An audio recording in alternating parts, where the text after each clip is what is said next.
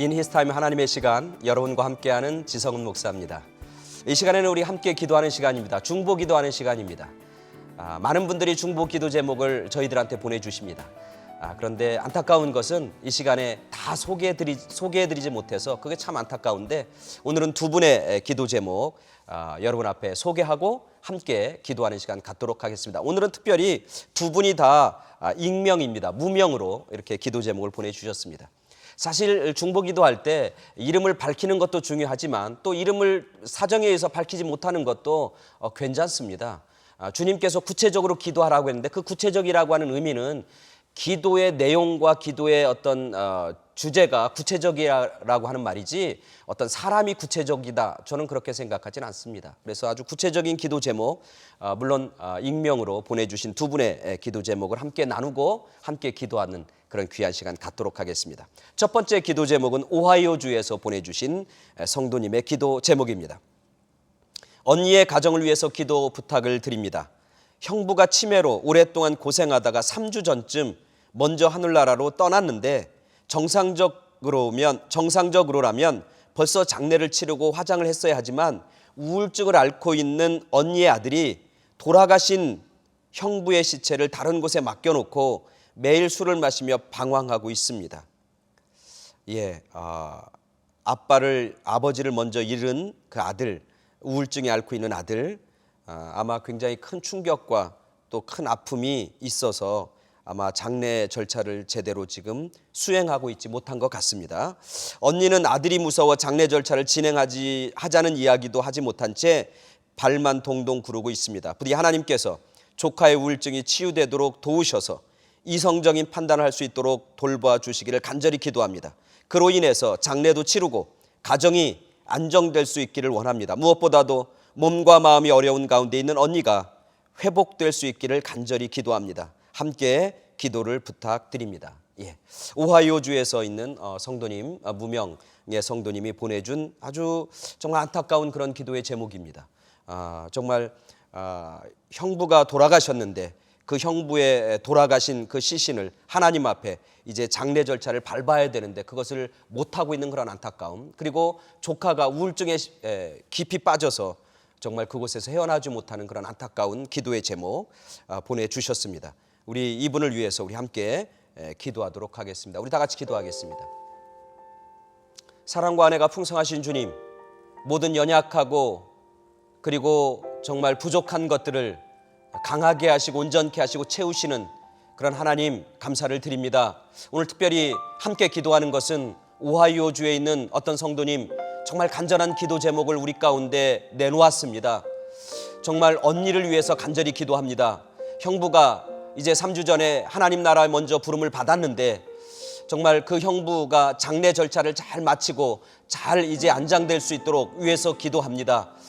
정말 주님, 이 언니와 함께 하시고 또 특별히 이제 조카와 함께 하셔서 그 조카가 정말 이 현실, 아버지가 먼저 하늘나라로 간 이 현실을 정말 믿음 가운데, 신앙 가운데 잘 받아들일 수 있도록 하나님 함께하여 주시옵소서. 특별히 우울증에 빠져서 굉장히 고통스럽고 아파하고 방황하는 이 조카, 하나님 치유의 손길을 함께하여 주시고 그의 마음과 그의 영혼을 주님께서 책임지시고 붙잡아 주셔서 온전케 하여 주셔서 모든 가정의 일들, 그리고 그 앞에 주어진 많은 일들 넉넉히 잘 감당하고도 넉넉히 이기고 승리하는 그런 조카가 될 수 있도록 주님 축복하시고 함께하여 주시옵소서. 그 모든 일들 가운데 발 동동 구르며 안타까워하고 주님 앞에 눈물을 흘리며 기도할 수밖에 없는 우리 언니의 마음과 그 언니의 그 안타까운 심정을 주님 아시지 않습니까? 주님 위로하여 주시고 정말 그가 기도할 때마다 그 마음 가운데 평강을 허락해 주실 뿐만 아니라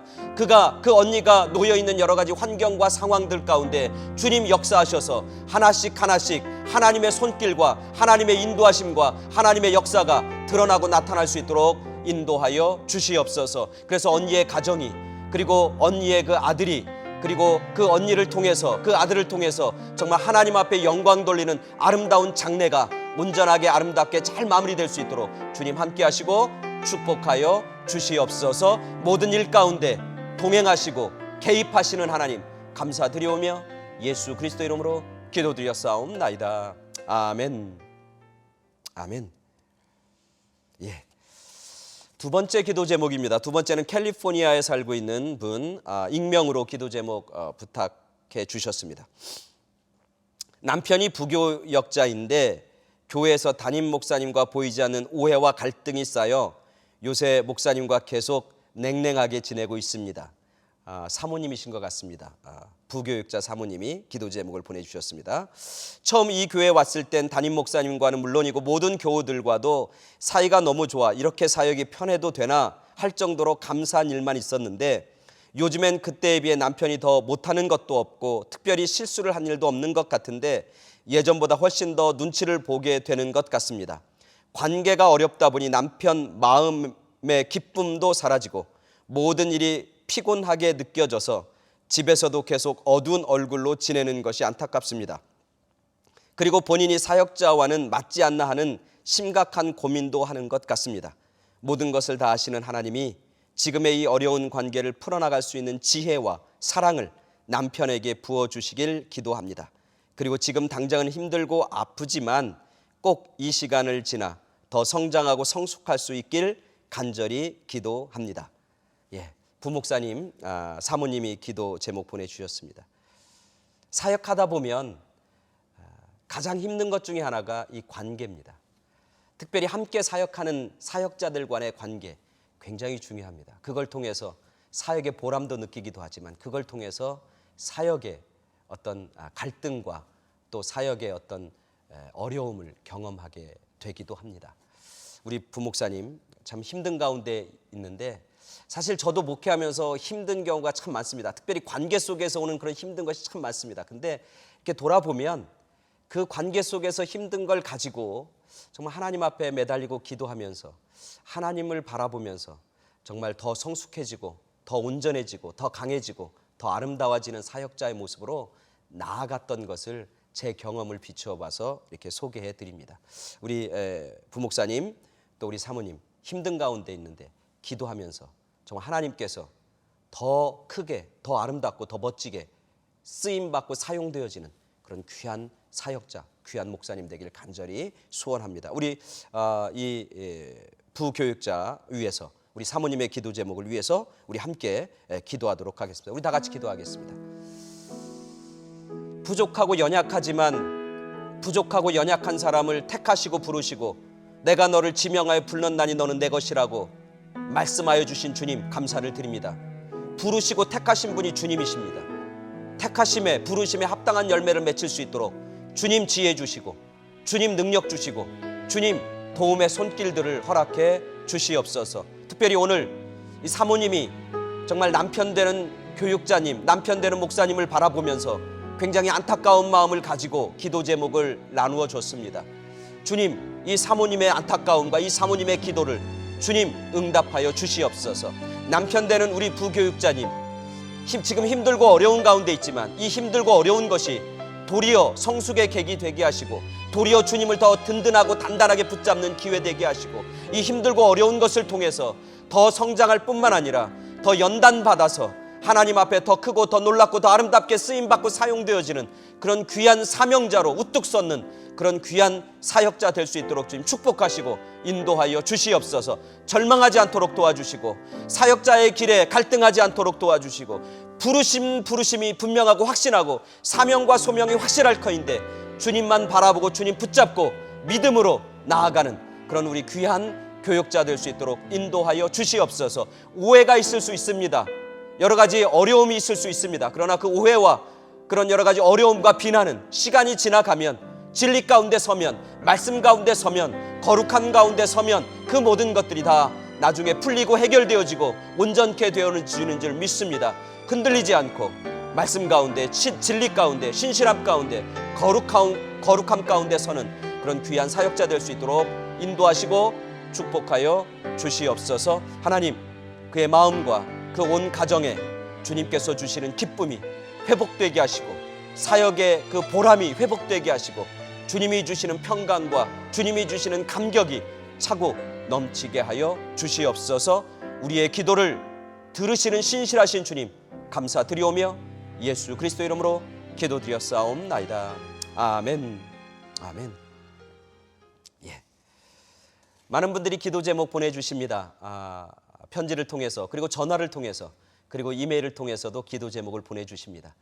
계속해서 기도 제목 보내주셔서 함께 기도하는 그런 귀한 성도님들, 그리고 함께 기도하면서 능력을 덧입고 기도의 역사를, 기도의 능력을 경험하는 그런 우리 모두가 되길 간절히 축원합니다. 아멘. 이 시간에는 전화 인터뷰하는 시간입니다. 오늘은 지난 18년 동안 정말 잃어버린 청년 영혼 구원에 힘써온 청년 사역단체 하나를 여러분 앞에 소개해 드리려고 합니다. 바로 1.5세 기독 청년들을 위한 연합 모임인 힘인데요.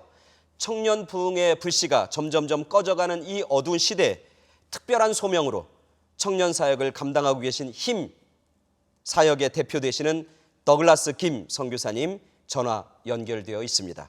선교사님 안녕하세요. 네, 안녕하세요. 예, 선교사님이 힘 사역을 시작하신 지가 이제 한 18년쯤 된다고 그랬는데 예. 굉장히 긴 시간입니다. 만약에 아이가 18년 전에 태어났으면 지금 그 아이가 18살이면 바로 선교 단체에 와서 집회에 참석하는 아이로 성장하는 그런 귀한 시간입니다. 예. 이 힘이라고 하는 선교 단체에 대해서 힘이라고 하는 말의 의미와 또 어떻게 이런 귀한 사역을 시작했는지 말씀해 주시면 감사하겠습니다. 네. HOM 사역을 지금 목사님 말씀하신 것 같이 18년 동안 섬기게 되었는데요. 예. 1999년 6월에 하나님께서 제가 그때 당시에 얼반에 있는 베테랑의 교회 청년부 회장으로 있었거든요. 예. 그때 오셔서 청년들 연합하여서 청년 부흥 일으키라는 말씀 듣고 그 자리에서 일어나서 지금까지 달려왔습니다. 그 HYM이라고 이렇게 쓰는데 뭐 약자입니까? 예, 그렇죠. 이사야서 6장 8절 말씀 보면 내가 또 주의 목소리를 들으니 주께서 이르시되 내가 누구를 보내며 누가 우리를 위하여 갈고 하시니 그때 내가 이르러 내가 여기 있나이다 나를 보내소서 하였더니 말씀에 영어 버전을 보게 되면 예. Then I heard the voice of the Lord saying, whom shall I send and who will go first? And I said, Here am I, send me라고 말씀이 있어요. 예. 그래서 Here am I, send me가 H로 시작하고 이것은 청년들 사역이니까 영 크리스천에서 Y가 시작되었고 이것은 한두 사람이 하는 것이 아니라 모든 주의 백성들이 해야 되는 일이기에 무브먼트를 대해서 M이 시작되어서 HYM이라는 이름을 그래서 가지게 이니셜을 되었습니다. 따서 HYM 이렇게 쓰는군요. 예. 알겠습니다. 요즘 시대 청년들을 믿음 안에서 세운다고 하는 게 만만치 않은 그런 일인데 힘의 어떤 특별한 프로그램을 통해서 그런 일들을 계속하고 있는 어떤 프로그램을 하고 있는지 그리고 그 사역을 하면서 아주 열매 맺은 어떤 그런 에피소드 같은 거 있으면 저희들한테 말씀해 주시면 큰 동기부여가 될 것 같습니다. 예. 사실 그때 99년 6월 때로 주님께서 저에게 오셔서 이 땅에 있는 청년들을 연합해서 성령 부흥운동 일으키라는 말씀 듣고 그 자리에서 일어나서 제가 여기 오렌지 카운티에 있는 교회 수석하고 있었기 때문에 오렌지 카운티에 있는 교회들 중심적으로 해서 다 전화를 하면서 지금은 우리가 모여야 되고 주님께서 이 땅에 성령 부흥을 일으키라고 그러기 때문에 연합 예배를 드려야 된다. 같이 하나가 되자. 그래서 사방에 연락을 하면서 또 그 당시에 베드라는 게 청년부 사람들이 연락을 하는데 처음에는 한 사람도 저를 도와주는 사람이 없더라고요. 사람들 다 저를 미쳤다고 그러고 지금 하는 것도 바빠 죽겠는데 무슨 연합이냐고. 그래서 반대를 했는데 저는 그거를 계속해서 기도하는데 주님이 계속 저에게 뜨거운 마음을 더해주시는 거예요. 그래서 99년 6월에 부르심 받고 3개월 있다가 99년 9월 11일 날 HOM 첫 번째 집회를 베델 한인교회에서 드리게 되었습니다. 어르바네요. 뭐 사람들이 몇 명 올지도 모르는 상황이었는데 저는 주님께 그냥 1000명 달라고 어디서 그런 숫자가 나가는지 저는 아직도 알지 못하지만 1000명 달라고 기도했는데 500명이 왔어요. 아이고 처음 모임이에요? 네. 그래서 주님께 첫 번째 예배를 드렸고 그 후로 주님께서 사실 저는 한 번 할 때 너무 힘이 들어서 이제 다시는 이런 거 안 한다고 주님께 그렇게 기도를 했죠. 다시는 이거 시키지 말라고요. 그렇게 기도를 했는데 좀 쉬고서 한 달 정도, 2달 정도 됐을 때 가슴이 갑자기 막 뜨거워지기 시작하는 거예요. 새벽에요.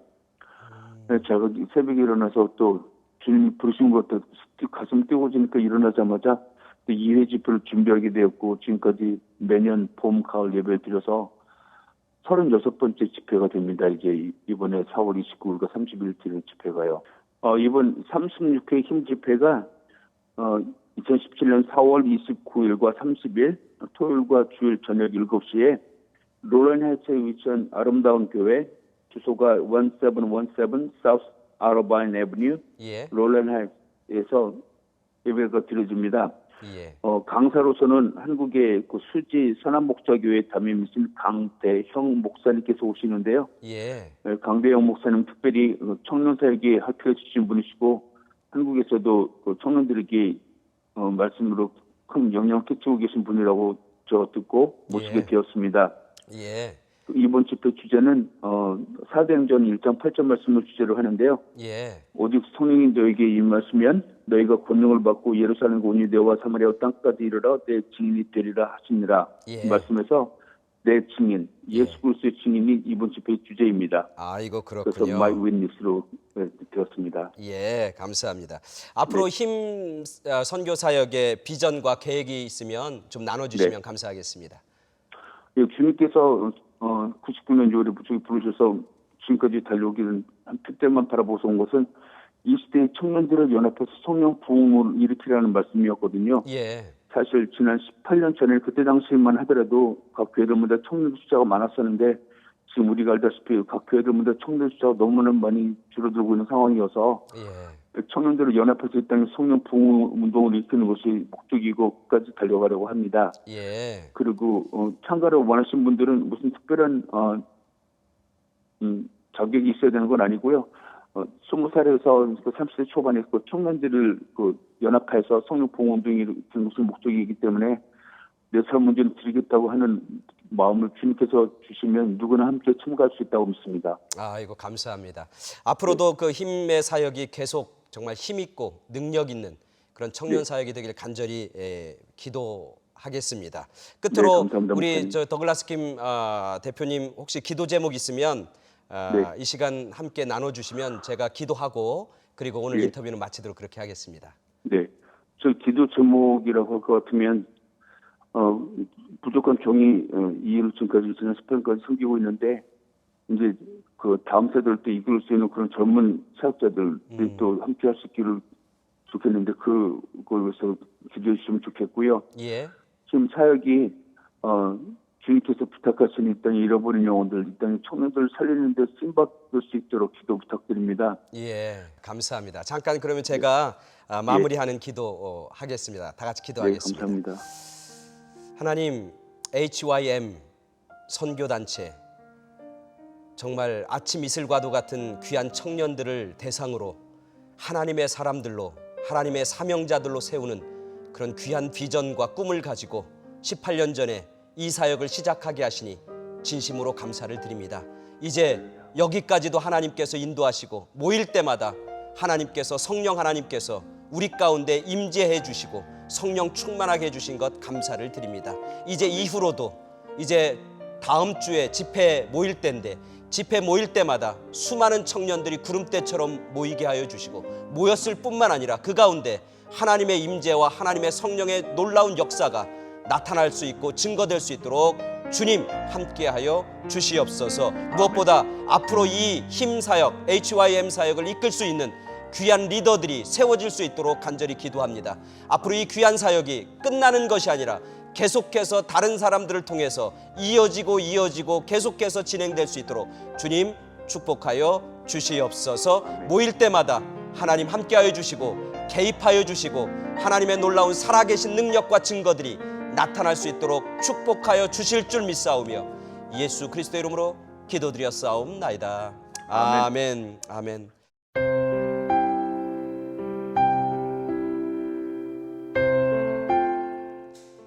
이 시간에는 하나님의 말씀을 나누는 시간입니다. 오늘 하나님 말씀은 마가복음 16장 9절부터 11절까지 말씀 나누겠습니다. 마가복음 16장 9절부터 11절 제가 말씀을 읽어드리겠습니다. 예수께서 안식 후 첫날 이른 아침에 살아나신 후 전에 7 귀신을 쫓아내어 주신 막달라 마리에게 먼저 보이시니 마리아가 가서 예수와 함께하던 사람들이 슬퍼하며 울고 있는 중에 이 일을 알림해 그들은 예수께서 살아나셨다는 것과 마리아에게 보이셨다는 것을 듣고도 믿지 아니하니라. 아멘. 예수님이 부활하셨습니다. 부활하신 후에 예수님이 부활했다고 하는 그 귀한 소식을 성경에 보면 막달라 마리아라고 하는 여인에게 처음 나타내 보이십니다. 우리가 오늘 읽은 마가복음만이 아니라 마태, 마가, 누가, 요한 사복음서에서 모두 예수님의 부활하신 첫 증인으로 누가 등장하냐면 여인들이 등장합니다. 그 여인들 중에서도 모든 복음서에서 동일하게 이름을 기록하고 있는데 동일한 이름은 막달라 마리아입니다. 그래서 요한복음에 보면 막달라 마리아에게 나타났고 또 누가복음에 보면 4명의 여인들에게 나타났고 마태복음에 보면 3명의 여인들에게 나타났고 그래서 여인들에게 나타났는데 그것이 1명이든 3명이든 4명이든 상관하지 않고 모두 이야기하고 있는 여인은 딱 1명 막달라 마리아입니다. 근데 재밌는 것은 예수님의 부활의 아름답고 놀라운 소식, 예수님의 부활의 증인으로 막달라 마리아 같은 여인들을 선택하면 안 되는 겁니다. 왜냐하면 그 당시 여인들은 그들의 증언과 말에 권위가 없습니다. 그래서 법정에서도 여인들을 증인으로 내세울 수가 없습니다. 왜냐하면 여인들의 말은 공신력이 떨어진다고 생각했습니다. 그래서 여인들이 하는 이야기는 권위도 주지 않고 공신력도 두지 않고 신뢰를 두지 않습니다. 그래서 여인들이 하는 이야기에 대해서 별로 관심이 없습니다. 그리고 무시합니다. 그런 시대적 상황, 그런 문화적 상황 속에서 예수님이 부활하셨다는 기독교 역사에서 어쩌면 가장 중요한 사건, 기독교 역사에서 가장 핵심적인 사건이 이 부활의 사건을 여인들에게 증거하고 나타나게 만들었다고 하는 것, 그리고 유독 막달라 마리아에게 부활의 증인으로 주님께서 세우셨다고 하는 것은 놀라운 일입니다. 놀라운 일입니다. 어떻게 막달라 마리아가 부활의 증인으로 택함받을 수 있었을까? 어떻게 부활의 증인의 그 아름다운 사역과 소명을 감당하는 여인으로 주님께서 그를 부르시고 선택한 것일까? 저는 본문을 쭉 읽고 말씀을 쭉 읽으면서 이 막달라 마리아는 참 귀한 사람이다. 어떤 사람이냐면 이 막달라가 그런 부활의 증인으로 주님께서 선택한 이유는 이 여인의 충성심이었습니다. 충성심. 충성은 끝까지 하는 겁니다. 끝까지 붙잡는 것, 그게 충성입니다.